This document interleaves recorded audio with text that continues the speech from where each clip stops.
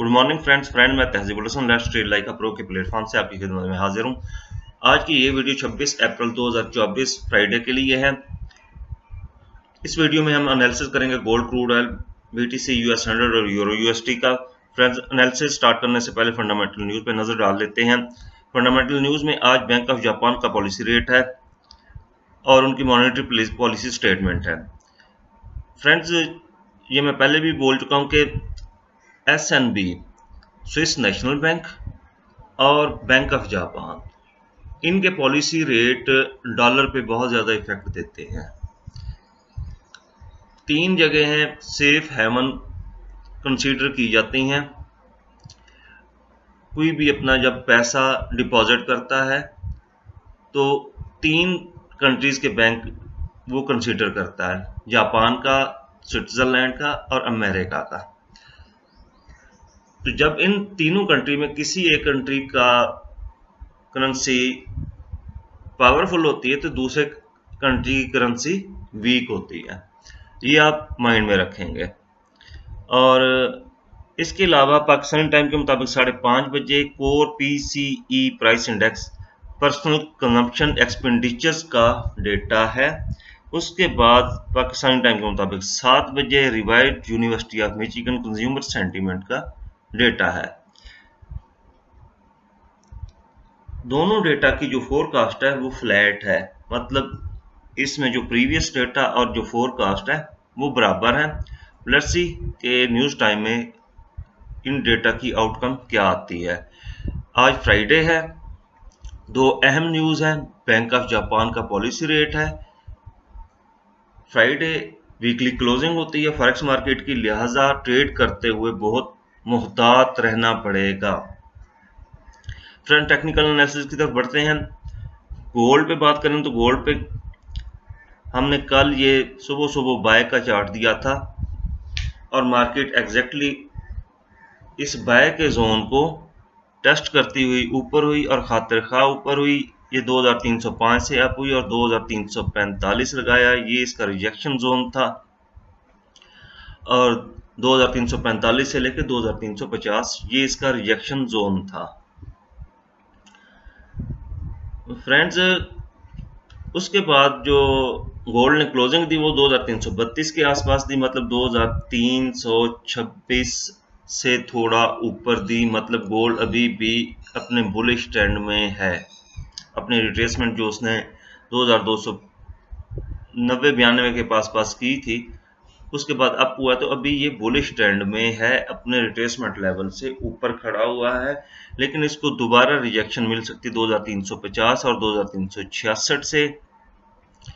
ये रेजिस्टेंस के point of view से हम बात कर लेते हैं। अगर चार्ट में देखें तो चार्ट में आपको ये रिजेक्शन जोन नजर आ रहा होगा।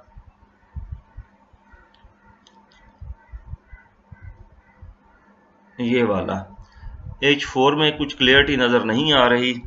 H1 में देख लेते हैं।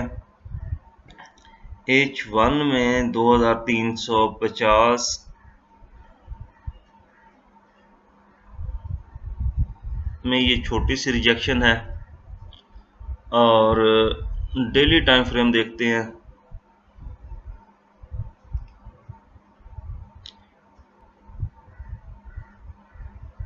एक बड़ी सेल की कैंडल है, उसका एफवीजी मिटिगेट होना है, तो उस लिहाज से हम इस जोन से सेल का आज सोचेंगे एफवीजी के हिसाब से। और इसका अगर एफवीजी ये टैप होता है तो इस डे की ये तकरीबन रिट्रेसमेंट भी हम लगा लेते हैं पूरे वीक के।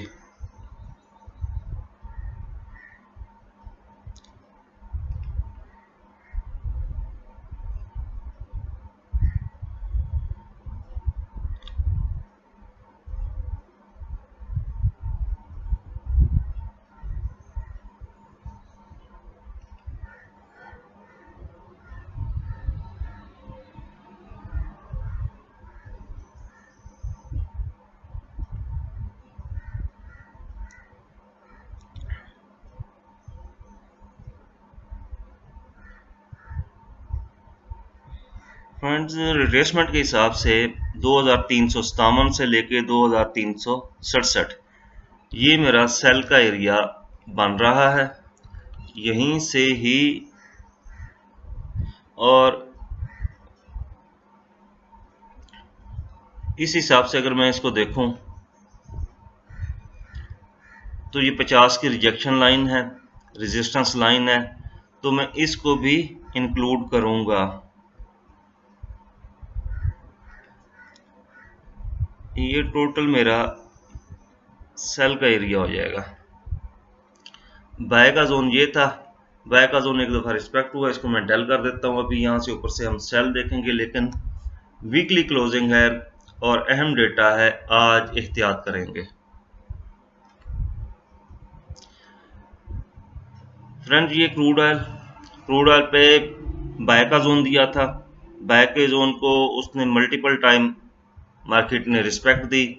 उसके बाद इस बाय के जोन को पूरे को कंज्यूम करने के बाद मार्केट अप हुई। अब माशाल्लाह हम का प्रॉफिट में है, 83.65 तक गई है, लेकिन अभी 83.5 के पास इसका फर्स्ट टीपी जो बन रहा था वो 84.5 का था और सेकंड टीपी 85.6 का था। एग्जैक्टली ये रेजिस्टेंस लाइनें भी उसी को इंडिकेट कर रही हैं। फिबो एक्सटेंशन के मुताबिक इसका टीपी यहाँ पे बन रहा था और थर्ड टीपी इसका 86 के पास बन रहा था। फ्रेंड्स, बायस है ये अब अप हो रहा है, तो इसको हम रिजेक्शन इसकी देखेंगे तो रिजेक्शन इसकी H4 में ये बियरिश इनगल्फिंग का सेटअप है। इधर टू इधर टॉप पड़ा हुआ है।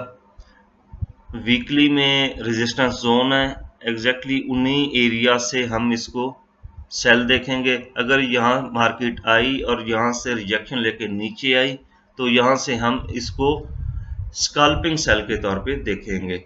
इस सेल को हमने ज्यादा लंबा होल्ड नहीं करना। फ्रेंड, नेक्स्ट पेयर बीटीसी मैंने पिछले दिनों बताया था कि ये 66 और 67,000 के दरमियान नीचे आएगा। अभी इसने ईयरली और मंथली लेवल की सपोर्ट लेकर अप हुआ है। अभी ये पिवट पॉइंट वीकली से थोड़ा सा ऊपर है।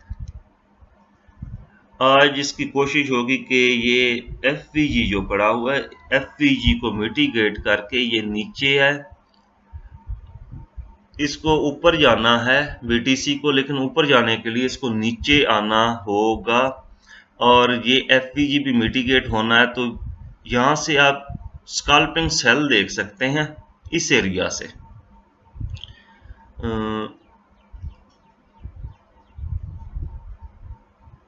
जी, बहुत नैरो गैप है और रेजिस्टेंस का एक जोन बना हुआ है। इसको भी अगर हम पूरा कर लें तो ये जोन बनता है 67,200 और 65,900, 66,000 और 67,000 के दरमियान दोबारा वही जोन बन रहा है। यहाँ से ये रिजेक्शन लेगा, एफईजी फिल करके ये नीचे आएगा और इसको तकरीबन 59,000 और 61,000 के पास तो हर कीमत आना चाहिए बाय जाने के लिए। और इसको बड़ा अगर मूव देना है तो ये फिर नीचे ये बाय का जोन है, इसका हम वेट करेंगे। यहाँ से अगर स्कैल्पिंग सेल आप ले सकते हैं तो लें, अदरवाइज इसका वेट करेंगे ये अपने बाय जोन में आए। फ्रेंड, नेक्स्ट पेयर हमारा US 100 पे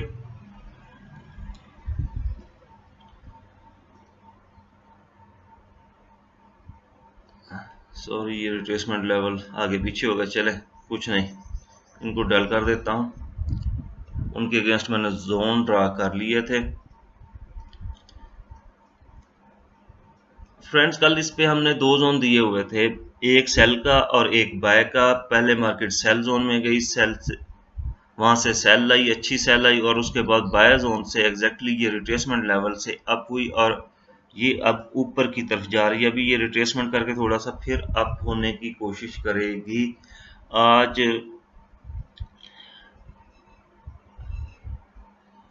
अगर इसको देखा जाए तो यूएस टेक या नास 100 एक अच्छे लेवल से अप हुआ है। मुझे ये भी लग रहा है कि ये अब अपना हाई ब्रेक ना कर ले, लिहाजा इसकी सेल नहीं देखेंगे। सेल देखेंगे तो इसकी इस एरिया से ये जो बेरिश फ्लैग बना हुआ है और उसके बाद इसका बेरिश ब्रेकआउट हुआ है और इस जहाँ एफवीजी पड़ा हुआ है, इस एरिया से इसको हम सेल देखेंगे और उसके बाद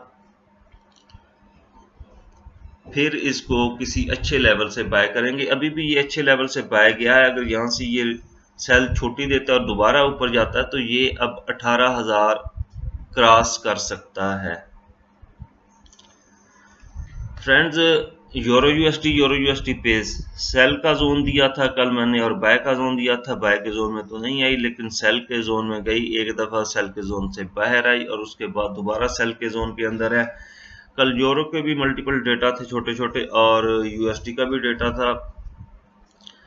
ये मार्केट हमारे सेल के जोन को प्रॉपर रिस्पेक्ट नहीं दे सकी। इन्हीं जो इकोनॉमिक डेटा थे इनकी वजह से। फ्रेंड्स, एक और बात मैं ऐड करना चाहता हूं कि आज वीकली क्लोजिंग है। मैंने एहतियात का तो पहले बोल दिया। एक और मैं काम करना चाह रहा हूं कि मैं एजुकेशनल वीडियोस भी बनाना चाहता हूं आप लोगों के लिए। और फॉरेक्स पे candle pattern, single candle pattern, double candle pattern, triple candle pattern, फिर फ्यूबो की रिट्रेसमेंट हो गई और एक्सटेंशन हो गई, रेजिस्टेंस लेवल किस तरह निकाले जाते हैं।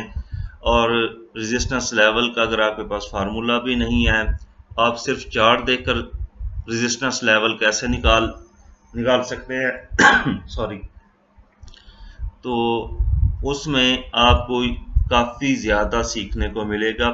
आपकी फीडबैक दरकार रहेगी। अगर आप इंटरेस्टेड हैं तो ये एक सिलसिला शुरू कर लेते हैं कि एजुकेशनल मटेरियल। हाँ, और फर्दर मैं ऐड कर दूं कि उसके बाद के टेक्निकल एनालिसिस हम कैसे करते हैं, उसमें क्या क्या चीज़ें जहन में रखनी होती हैं।